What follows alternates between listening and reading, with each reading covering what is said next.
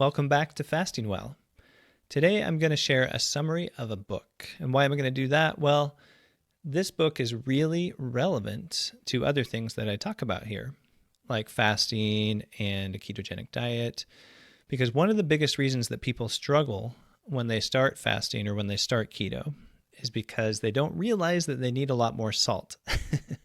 And why do you need more salt? Well, because if you're on the standard American diet versus like a low carb or fasting, on the standard American diet, you're going to be retaining lots of salt in your body because of your high insulin levels. And when you go back to like a healthier way of eating, you're going to have lower salt or sodium in your body than you're used to. So it's a big reason why people don't stick with fasting or stick with keto, is because they feel kind of crappy because they're peeing out more salt and they need more salt. So that's why it's relevant to this channel, because then people are like, what? I always heard that salt was so bad for me. How could I possibly consume more salt instead of less? And so people have this huge mental hang up, huge mental barrier. And that's one reason why they're not successful with fasting or sometimes with a ketogenic diet, because in both cases, you probably need more salt. So I'm going to be hitting some key points from this book because this book is so relevant to this topic.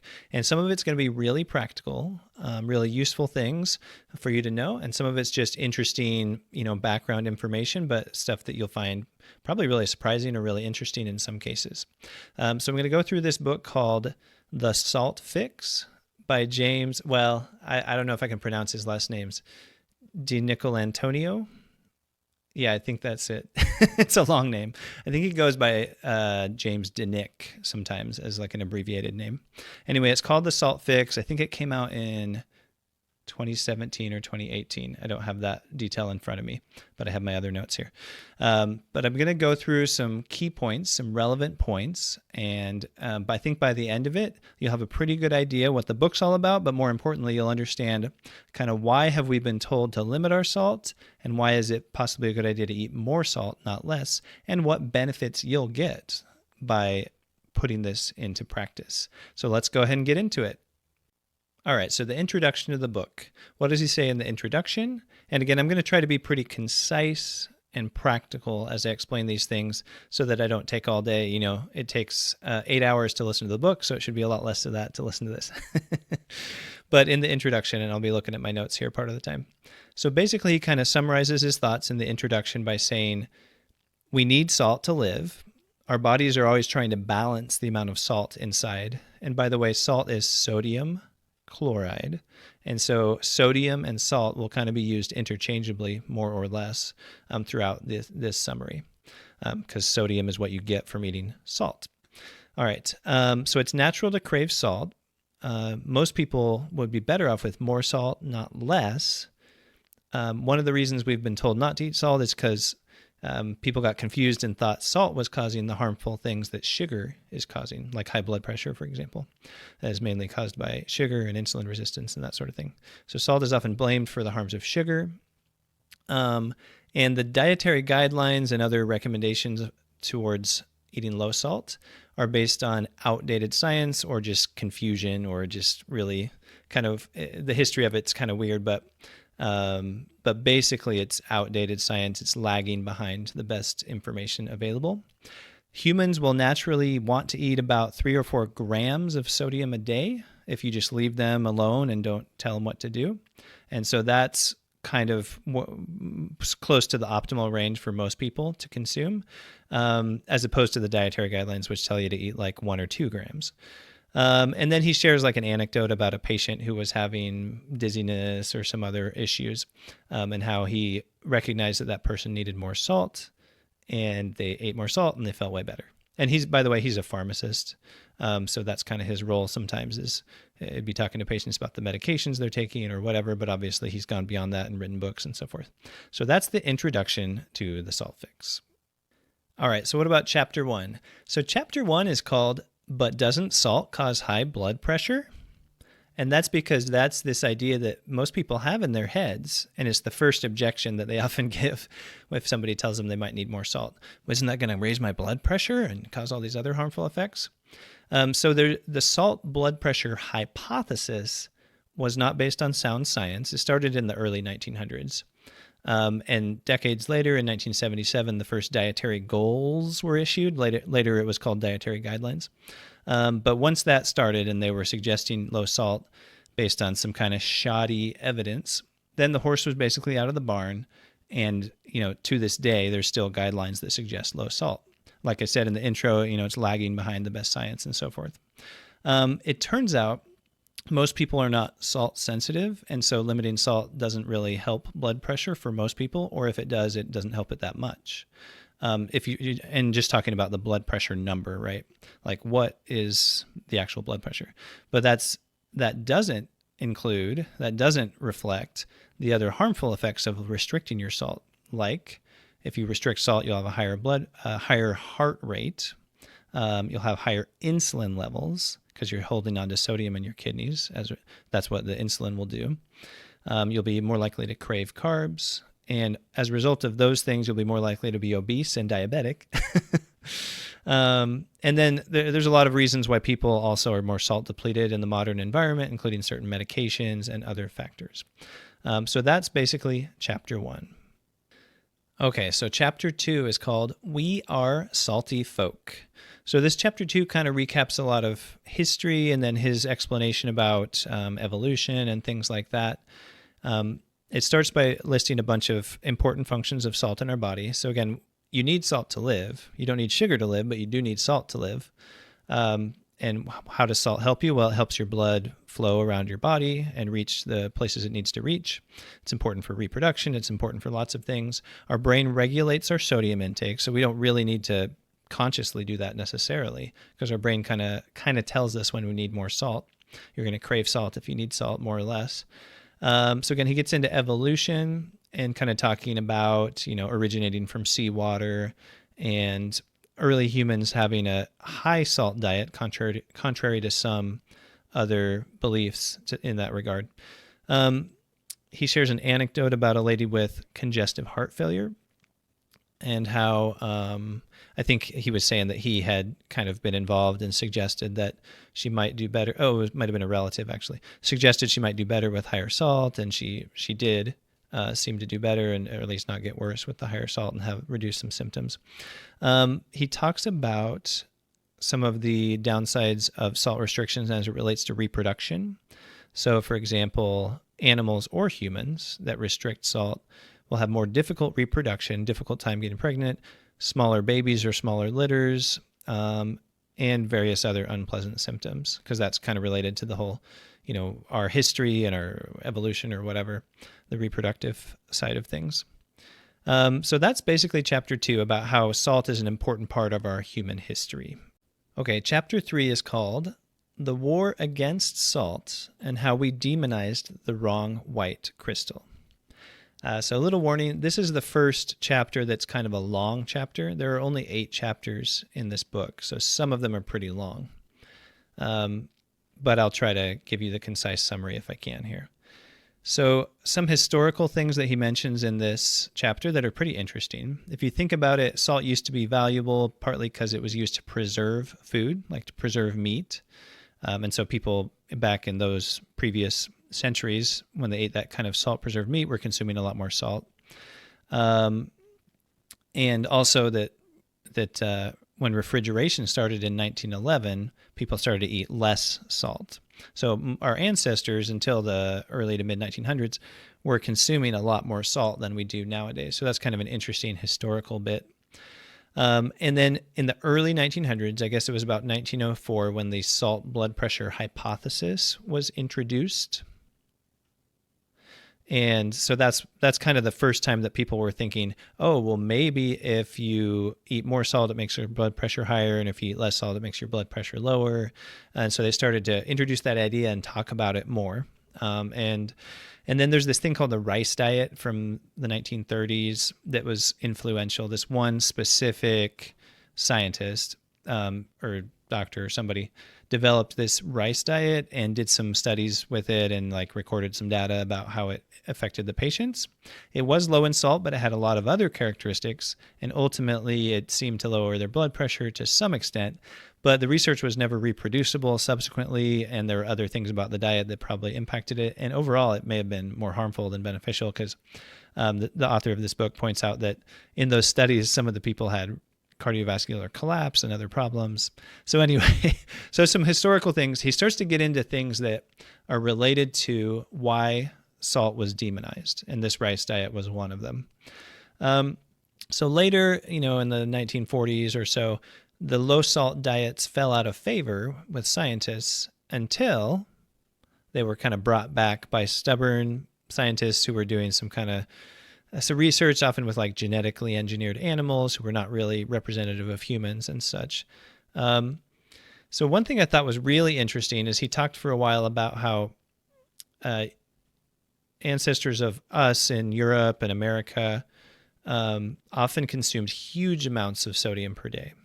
So in various countries like France and Scandinavia, I think, and various parts of Europe. And he talked about how, like, historically, those people were consuming even like 10 or 15 grams of sodium per day.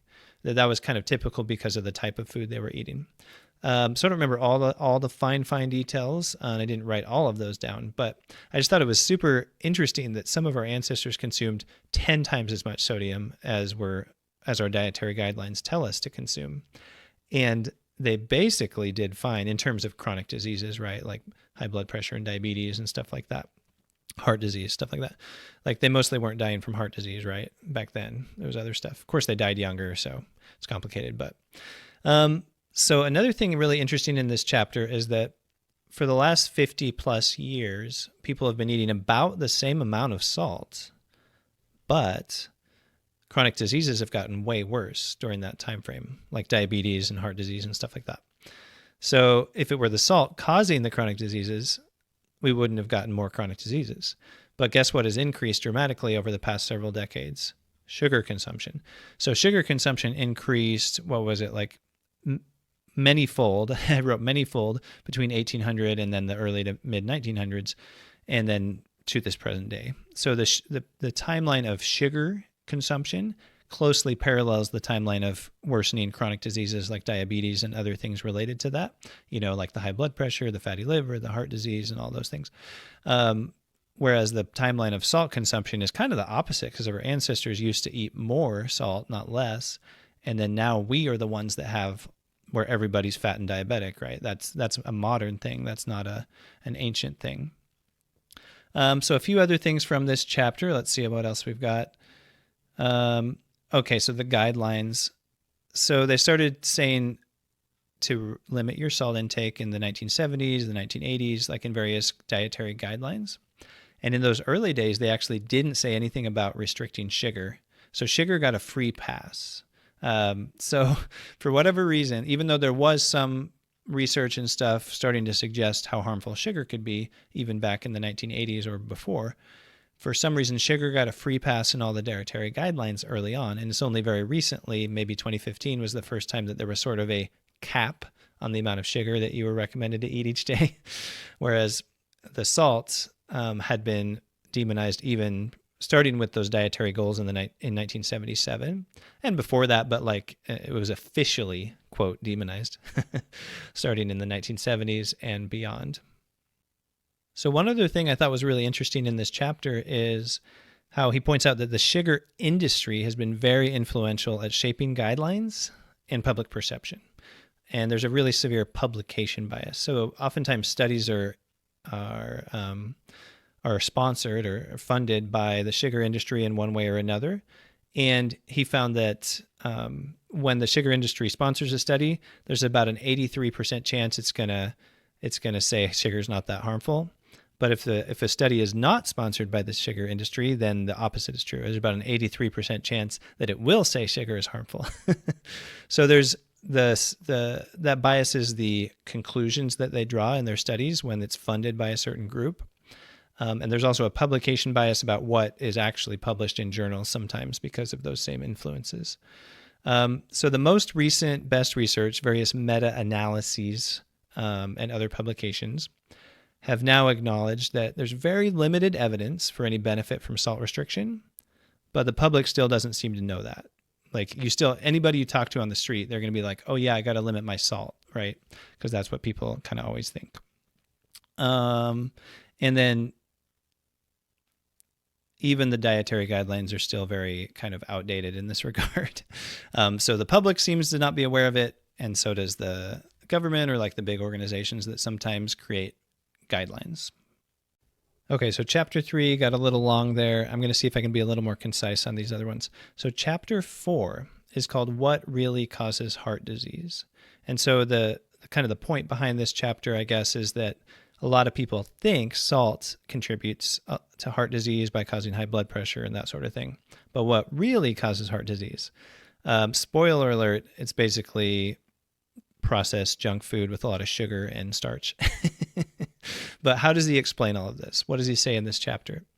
So he gives some population data from various countries like South Korea, Japan, France, showing that they have high sodium intake but relatively low levels of high blood pressure and cardiovascular disease and even death compared to other countries with lower sodium intake. So that kind of doesn't fit the idea that salt is what's causing the heart disease. Salt restriction often only gives a very modest improvement in blood pressure, but has various harmful effects. One of the ones I haven't mentioned yet is that it activates this renin-angiotensin-aldosterone system. And why does that matter? Because that system is kind of one of your rescue systems in your body that helps maintain blood pressure. And so when your salt is low, that system gets activated. And as a result, you're actually going to potentially have higher blood pressure.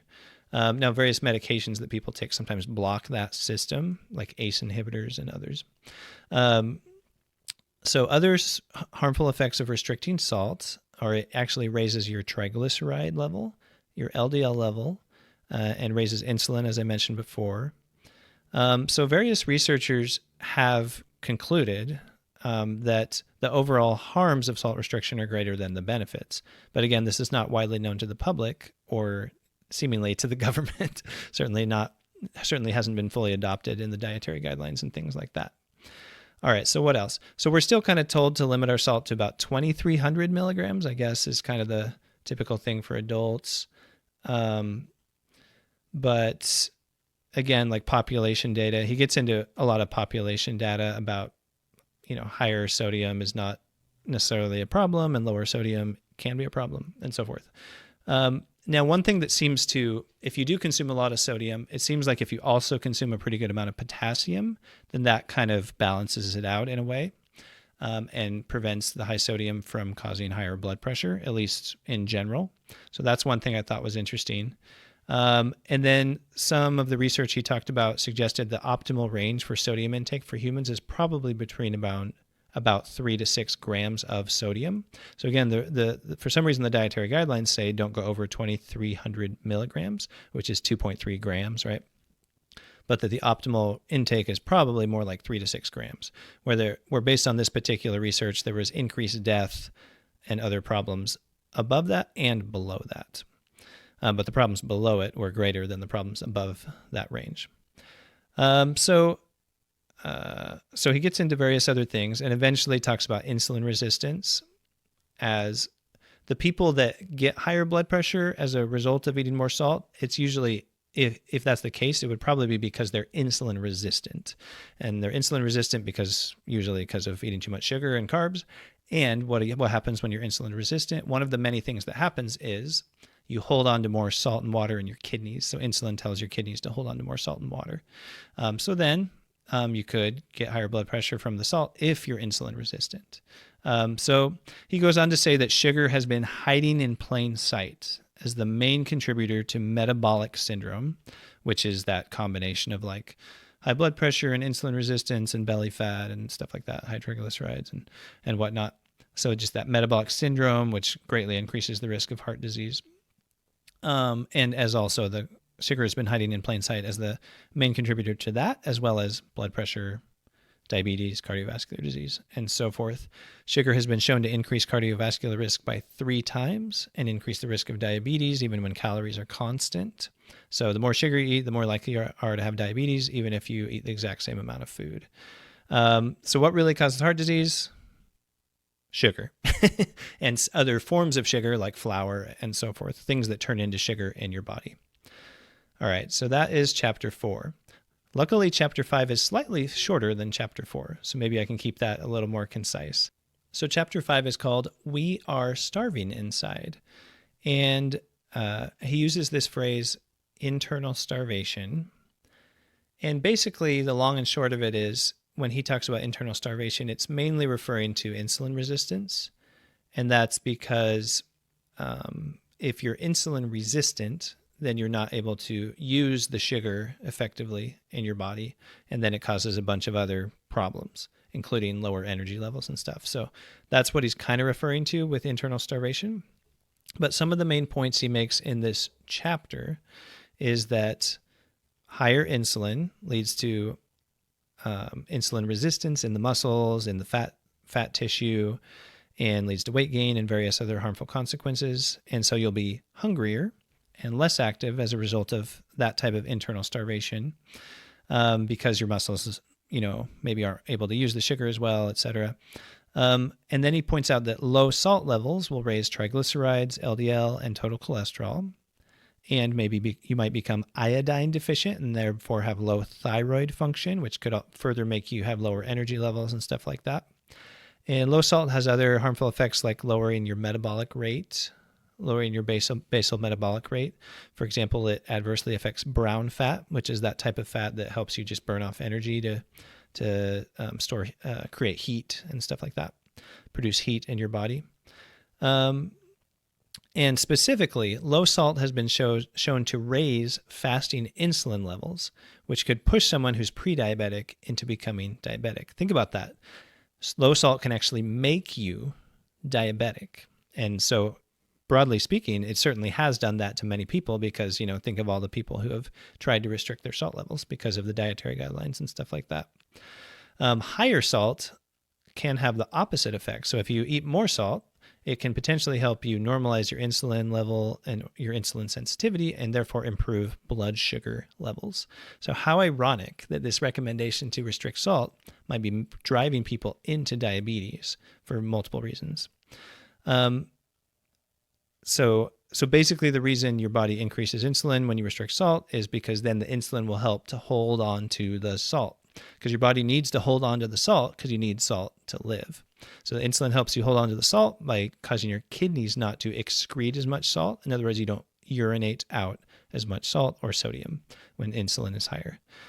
He talks a little bit about diuretic medications, how those also contribute to insulin resistance for the same reason, because you're peeing out more salt. And so then your body's going to have to try to find some way to try to hold on to the salt. And then he talks about low carb, so keto or low carb, and says if you go on a low carb diet, you're going to be peeing out more salt than you're used to. And so you might get a total body salt deficit. And so you should probably eat an extra 2 grams of sodium. 2 grams is 2,000 milligrams of sodium each day for the first week, and then about 1 gram extra for the after that per day. So to kind of supplement to make sure and get a couple extra grams of sodium each day for the first week, and maybe about 1 gram after that. And then he talks a little bit about different types of sugar and how it contributes to insulin resistance and so forth, and other harmful effects of sugar, but I won't belabor that point too much. So various harmful effects of sugar in the body. So to fix insulin resistance and internal starvation, the key is to limit sugar, but get plenty of salt. Basically is kind of his final takeaway from this chapter, chapter 5. Okay, chapter 6. Chapter 6 is called Crystal Rehab, using salt cravings to kick sugar addiction. So you can tell a little bit from the title there. He starts off by pointing out that salt in your body has a negative feedback cycle. What does that mean? The more salt you consume, the less you crave, and vice versa. So you eat salt until you have enough. Sugar is the opposite. It has a positive feedback cycle. The more sugar you eat, the more you want. And lots of people get addicted to sugar. So he's kind of contrasting those in that regard. Now, there are various downstream consequences of sugar addiction, which he talks about in this chapter. Talks a lot about sugar addiction. And then he points out that if you restrict salt in your body, then you start to crave salt more, and your brain makes some changes as a result of eating less salt, where you kind of have a increased reward response to eating salt, but that has kind of a crossover. Has a crossover meaning that then you're actually more likely to get addicted to sugar or drugs as a result of this salt restriction. That's a little crazy, eh? So in other words, your brain is like turning up the rewards to the salt, but then that affects the other things too, if you restrict salt. So that's another harmful effect of restricting salt, is you could be more likely to get addicted to other things, including sugar. Now, pregnancy. What about pregnancy? I mentioned reproduction earlier. So he goes on at length about some of the harmful effects of salt restriction during pregnancy. So if a mother is not eating enough salt during pregnancy, it can predispose the child to crave more salt, to be more susceptible to sugar and drug addiction. And even he had mentioned in an earlier chapter, I've got a note here, that salt restriction in pregnancy promotes the child having more body fat and higher insulin levels down the road. So don't restrict salt in pregnancy, basically. And I think it's a later chapter where he gets into how preeclampsia, that condition where women have various symptoms during pregnancy, including high blood pressure, often gets a lot better when they eat more salt rather than less. So if that's in a later chapter, I'll mention it again. But that was another really interesting thing related to pregnancy, how really extremely high levels of salt consumption actually helped preeclampsia in some of the studies that have been done a few decades back, but that knowledge has sort of been forgotten. Like it's not really part of anything that we talk about in the medical field nowadays. So he talks a little bit about whether salt is addictive, and he says no. I think that's an interesting question, is can salty things be addictive? Obviously, salty things are addictive, like potato chips, but it's not mainly the salt that makes them addictive. It's the blood sugar response and the rewards related to the sugar that your body makes from the potato. Probably much more so than the salt. And like we said earlier, the salt has a negative feedback in your body. The more you eat, the less you crave. And whereas sugar is the opposite. Okay, so moving on, finishing up chapter 6 here. An interesting thing is he kind of points out that it takes more energy for your body to hold on to salt than if you just eat the salt. So your body has to kind of work harder if you don't eat enough salt, because it's like trying to rev up all these mechanisms to hold on to the salt, like the renin-angiotensin-aldosterone system. And also like cortisol gets involved. So stress. So if you consume less salt, you have higher stress hormones. And you actually store salt in your skin, and which I thought was interesting. So what he's kind of getting at there is like, if you eat plenty of salt, you can store it in certain places in your body. But if you're always restricting salt, then you'll deplete all your stores of salt.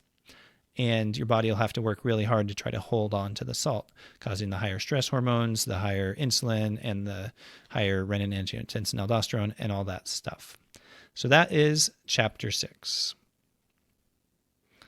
Okay, we're moving on to chapter 7, and the thing about chapter 7 is it's the longest chapter in this book. But I think I can partially simplify it. Obviously, if you really want to understand all the details, you just got to read the book or listen to the audiobook. But chapter 7 is called How Much Salt Do You Really Need? And he talks about like a healthy range of sodium intake, but he also goes through a bunch of reasons why certain people in this modern climate, this modern environment, may need more for one reason or another due to health problems or dietary practices or other things. And talks about, again, some of the harmful effects of salt restriction and how the high salt helps in certain situations, including exercise, pregnancy that I talked about in the last chapter, and so forth. So let me give a few examples, get a little more specific to kind of give you a summary of this chapter. So again, 3 to 6 grams of sodium seems to be about the optimal range. Again, if I say a gram of sodium, what does that mean? It means 1,000 milligrams. And so on nutrition labels, that's kind of how they list it, is milligrams. So that's how you got to add it up, is like 100 milligrams times 10 gives you 1 gram. So usually you're mostly fine if you get too much salt, but you're not so much fine if you don't get enough salt, even though you might be better to be in that range versus going way higher, depending on the situation. Now, there are a few specific medical conditions that do need to limit salt, like even congenital types of conditions and other things. He mentions people with high aldosterone, high cortisol, and something called Little's syndrome. So very specific things. So you can maintain the salt balance in your body even at a lower salt intake, but it's worse for you because your body has to work so hard to hold on to the salt and does all those rescue systems that I alluded to earlier. So various harmful effects of restricting salt, including the higher stress hormones, the higher insulin and blood sugar, and lots of other things. All right, so there's a bunch of situations and reasons why you might need to consume more salt because maybe your body's losing more salt as a result of one reason or another. One is if you're taking diuretics. So those are certain common medications like Lasix or furosemide, as well as hydrochlorothiazide, which is a common blood pressure medicine, and others. So those will make you pee out more of the sodium, and so you kind of need to consume more, which is ironic, or maybe just need to not be on that medication. Depends on your overall situation. He also mentioned low-carb diets, fasting, talked about that a little bit earlier, chronic kidney disease, maybe CHF, and sudden stresses, or when you get an infection or something, your body kind of needs more sodium under those conditions, bleeding, burns, etc. So there's lots of specific situations, or when you're exercising and sweating, specific situations where you need more sodium. So let me kind of quickly go over this and see what other specifics are worth sharing. So he talks about, again, those traumatic events, like if you get a burn or you get injured, your body might need more salt. If you eat less salt, you're more likely to get a urinary tract infection because you won't be kind of flushing that out as much with the salt from your body, because salt kind of helps kill bacteria and stuff like that. He points out that low salt, called hyponatremia, low salt in your bloodstream, is common for various reasons. It happens a lot among the elderly, happens to people that take diuretic medications, happens with people who have gastrointestinal disorders where they are either bleeding from the GI tract or can't absorb things as well. And he talks about the symptoms of low salt, it's like fatigue, and if it gets really bad, it can cause seizures and blah, blah, blah. It's really common. I mean, I see it in the ER a lot, so it is pretty common. Athletes in particular kind of need more salt because they're going to be sweating, and they not only lose the sodium, but iodine, the iodine that you sometimes get from your salt, iodized salt. And he talks about how much to use. He's saying an athlete might lose about 1.5 grams of sodium. He's probably talking about 1 hour of exercise or something like that, but lose about 1.5 grams in a moderate climate and almost 3 grams in a hot climate. So if you're exercising and sweating a lot, you really do need more salt to replace that. He talks about supplementing salt before exercise, maybe about 1/2 teaspoon, a half hour before exercise. 1/2 teaspoon is roughly 1 gram of salt. So, and then you double that if you're in a moderate or a warm climate, and triple that for a really hot climate where you're going to be sweating a lot. And then the same thing for sauna, if you go to the sauna or somewhere where you're sweating a lot. He points out that garlic salt might be easier to eat. So when you're actually getting the salt, the garlic salt is kind of more palatable, and talks about other ways to get the salt in your body, like mixing it with lemonade or certain types of juice. Soy sauce is a good one. I've often talked about that. Pickles, pickle juice, bouillon cubes. He gets into the whole pregnancy thing here, how there's a lot of harmful effects of salt restriction in pregnancy, and people with preeclampsia can often do better or be cured from that by consuming a lot more salt, as shown by certain research from the mid-1900s, which is not really cited much nowadays for whatever reason, but it did seem that it was very helpful. And so if the society-wide recommendations to restrict salt are applied to pregnant women, that can be super harmful to the women and to their offspring for the reasons that I've alluded to earlier.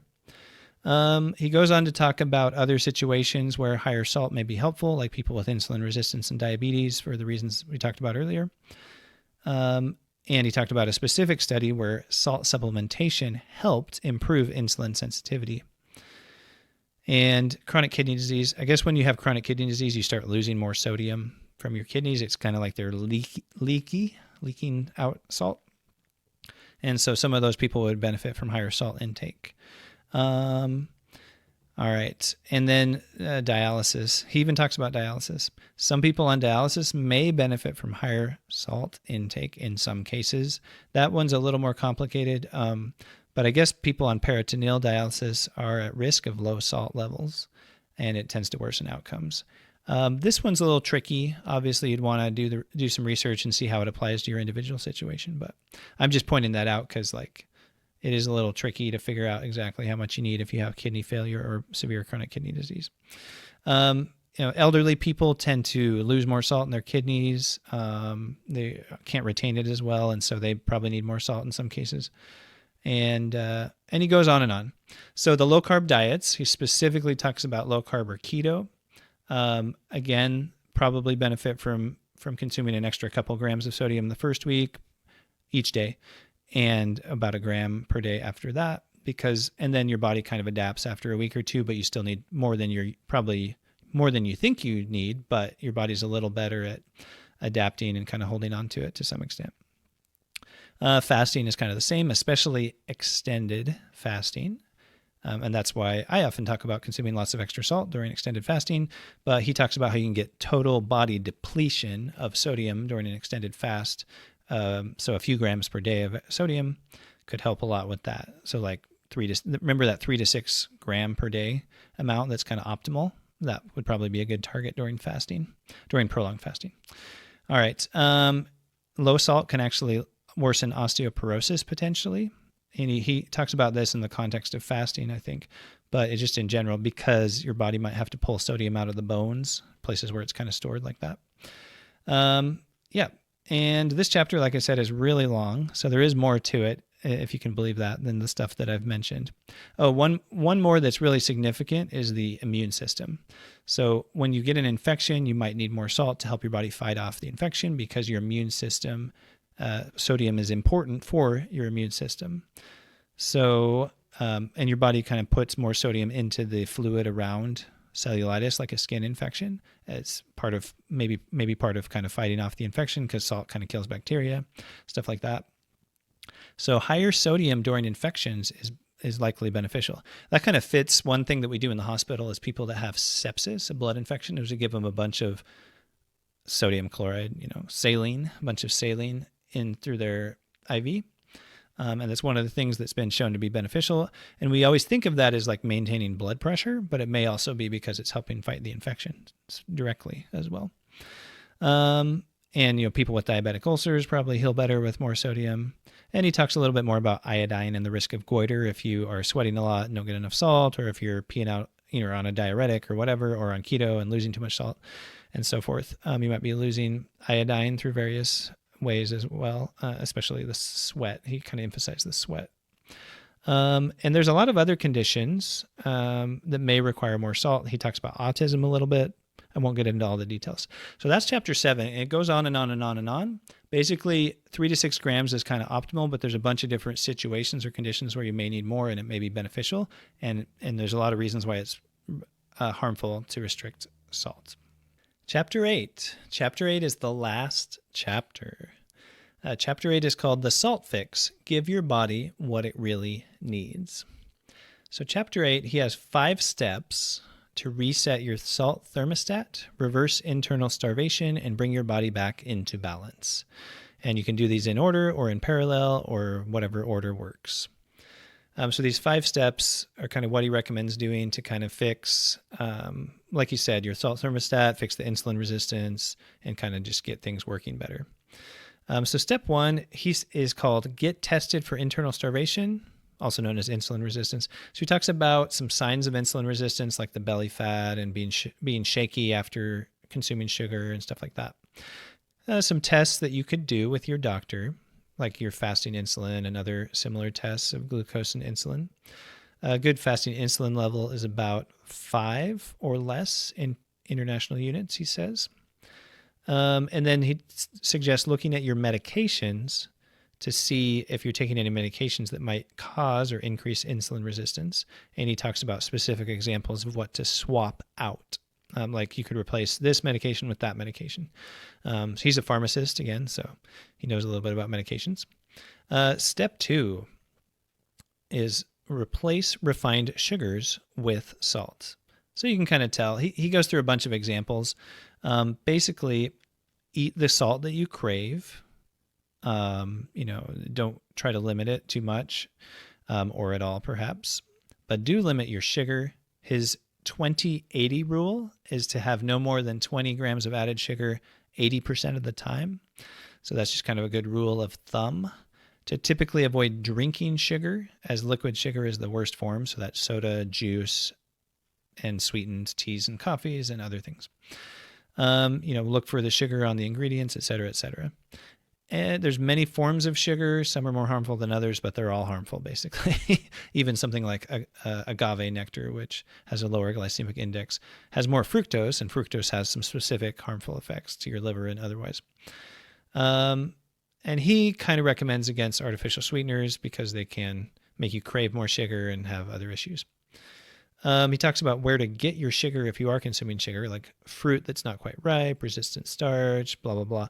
So he goes through various types of food and stuff and has some recommendations. All right. So he again talks about if you're on low carb, like getting more sodium, as I've explained a couple times. So step 3 in this chapter is focus on whole salty foods. So now that you're not worried about restricting salt, you can actually eat healthy, salty foods. And what are some healthy, salty foods? Well, think about the Mediterranean diet. He points out the Mediterranean diet, which is generally considered to be healthy or heart healthy or both, is not at all low in sodium if you look at the actual Mediterranean diet, because it would include things like sardines, anchovies, soups, aged cheeses, and so forth. So a lot of those things have a lot of extra sodium, but they're considered healthy foods. So your body wants to get, let's say 5 grams of sodium daily. So if you eat foods that are low in sodium, you'll tend to eat more food because your body wants the salt. And so if you're eating food that's low in salt, you need to eat more food to get it. But if you eat salty foods, you won't crave as many foods. You won't feel like you need to overeat as much, is kind of what that's saying. Salt also makes healthy food more palatable sometimes, like certain vegetables and things. So don't be afraid to add more salt to your food, because it is going to make it easier to eat foods that are bland or bitter, like a lot of different vegetables. And he goes over some very specific meal ideas and food suggestions that I won't go through all the details. Some salty foods also help you get other minerals. Like some of those same foods will have magnesium, potassium, calcium, etc. And fermented foods are sometimes salty, and those can be really beneficial too. Kimchi is one example. All right. Step 4, add in natural, higher nutrient salt. So here's where he finally talks about types of salt, because I know some people are almost fanatical about this, saying that like this regular white salt's gonna kill you, and that you need to have like the other types of salt, the more natural types of salt. And I think there's some truth to that, but it's probably a little exaggerated as a broad general point. But he talks about the types of salt and how they're potentially different and potentially beneficial. So table salt, just your regular table salt, is very highly processed. It's been heated up, and they strip out the other minerals, and it has anti-caking agents, so other chemicals or whatnot, other things in there. And it has microplastics. So, from the pollution and everything, there's the microplastics. So that's some of what you're getting when you eat regular table salt. It does have the iodine added, which is good in some ways because that helps prevent the thyroid problems. But there's other types of salt that may be better. He goes through about 5 different ones. The one that he recommends the most, or thinks is probably the best, is this one called Redmond Real Salt, which comes from an ancient seabed in Utah. So it's relatively pure, doesn't have as many of the microplastics or other pollutants, has a pretty good distribution of different minerals, and doesn't have, of course, the anti-caking agents and stuff like that. Some other options are like the Himalayan pink salt. That's pretty good, but it has trace amounts of radioactive elements. And then the other ones like the Celtic sea salt, Hawaiian lava salt, etc. He lists various pros and cons of those. Overall, they're maybe not as good as the first one and maybe the first 2 that I mentioned. Yep. And then he kind of breaks down exactly how much of different minerals you get from those different ones and so forth. So step 5 is let salt fuel your exercise. So once you start having healthier habits, like what he's explained in this book, less sugar, more salt, you'll probably be more energetic, and you might want to exercise more. And that's good because exercise will help you be more insulin sensitive and build muscle and be healthy in other ways. But you're going to be able to exercise more with more salt. So it's kind of a virtuous cycle. More salt means more exercise, means better health, and so forth. When you do exercise, you probably want to get some extra salt, basically. Earlier, I talked about like some specific levels related to if you're sweating. It was something like half a teaspoon for just a regular, not too hot environment for an hour of exercise, and then double that for moderate climate, triple that for like a hot climate, something like that. And he says once you put these 5 steps in practice, you'll reconnect with your salt thermostat, control your salt cravings, fix internal starvation, and be able to eat healthy food with normal amounts of salt. And you'll normalize your insulin levels and be able to use your body fat more effectively for energy. And your food won't go directly into fat storage as much as it did before. And you'll be more aware of salt wasting activities, and you'll know when you need more salt. And so you'll be healthier, be able to control your body weight. And he says, not bad for a little dash of salt. So that's the end of the main chapters in the book. After that, there's an epilogue and some appendices. So the epilogue basically recaps what we've learned, talks about the history, the kind of questionable science that led to the guidelines that said to restrict salt. Talks about, again, the harmful effects of salt restriction, how it's not really beneficial or very limited benefit to restricting salt. Harmful effects of sugar, and what to do next. And then he also talks about sharing this information with other people because, again, people don't really know that salt's not bad for them and it is good for them. People don't know. Organizations don't seem to know. It's very much underappreciated. And if you're a medical provider, see if you can kind of put this into practice and avoid low salt recommendations. Talk to your colleagues, try to change the culture. If you're a policymaker, push for relying on better studies rather than just the quote knowledge that's been passed down over the generations or over the decades. And don't warn against salt or suggest a restriction of salt. But he does talk about things like taxing sugary foods and stuff like that and how it can be helpful. Appendix number 1 is an 100-year timeline covering important historical events related to salt and sugar. So I won't go over all of these, of course, but it starts in the early 1900s with that salt blood pressure hypothesis and the salt wars and the rice diet and kind of questionable research that went back and forth in some cases about what conclusions they were drawing. And then the dietary guidelines starting in 1980 and beyond, dietary goals in 1977, but the dietary guidelines in 1980. The Time magazine had an issue called Salt, a New Villain in 1982, kind of shows where it was in the public cultural consciousness. Then various meta-analyses through the 90s and the 2000s, which kind of went back and forth, but the most recent best research shows that salt restriction is not going to give you much benefit, if any, and it is harmful. So the research, the data, the literature that's out there does not support all these broad recommendations for people to limit or restrict salt. Is kind of the big takeaway from that historical outline or timeline. And then for some reason, the audiobook didn't have appendix number 2, whatever that was. I listened to the audiobook. And then appendix 3 is salt content of favorite foods. So he goes over how much sodium's in different foods, just so you kind of have a general idea how much salt your body is craving, but you don't need to count how much salt you're eating. Just eat all the salt you crave, basically. So he lists off a bunch of foods and kind of gives that information.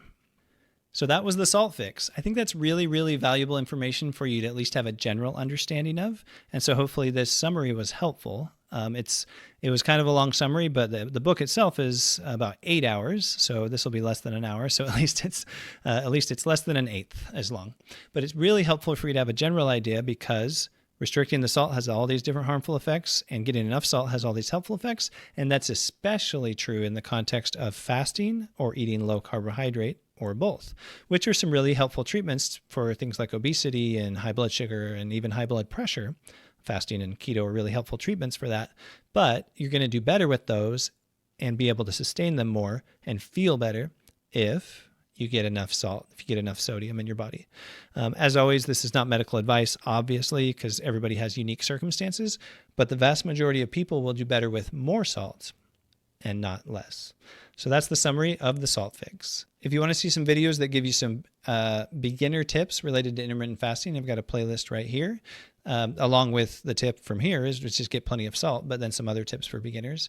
And then here's a playlist related to nutrition, including some low-carb meal suggestions, but lots of things related to nutrition.